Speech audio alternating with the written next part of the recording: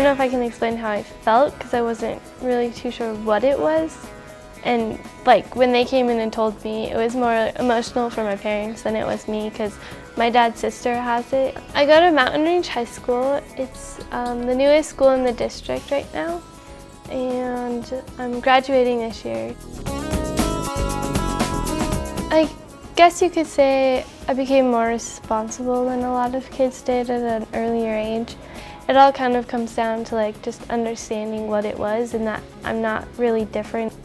For Shreya being the age that she is, it's been easier because she can understand it and she can contribute to helping for a lot of kids. Oftentimes when I meet somebody who's just been newly diagnosed, I tend to give them advice and kind of point them in the right direction. Diabetes isn't the same in everybody, and so it's hard to kind of give them like that specific direction. I think former participants should come back and participate in the search studies because it's fun, they're fun to work with.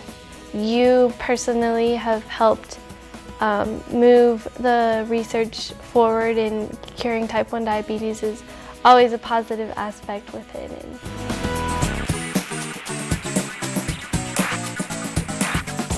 When I first found out I had diabetes, I wasn't aware because I didn't know what it was, but I saw what my mom had to go through, so I knew a little bit about it.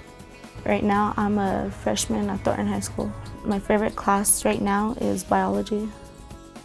It was hard because like once you tell someone you have diabetes, they look at you in a different way, and like they sometimes feel bad, like, oh, you probably can't go do this, you can't eat that, you can't do some things you want to do because it's like holding you back. In the mornings, I have to make sure she gets up, takes that medication.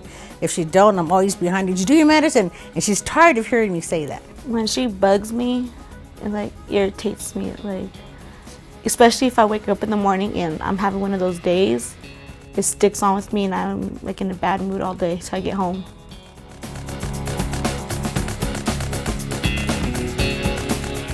I think the main benefit of the Search Cohort study is that we have the opportunity to learn how people living with diabetes can improve their health and their quality of life. And that's by linking the day-to-day experiences of people with diabetes to their health status that we measure as part of the Search Cohort study.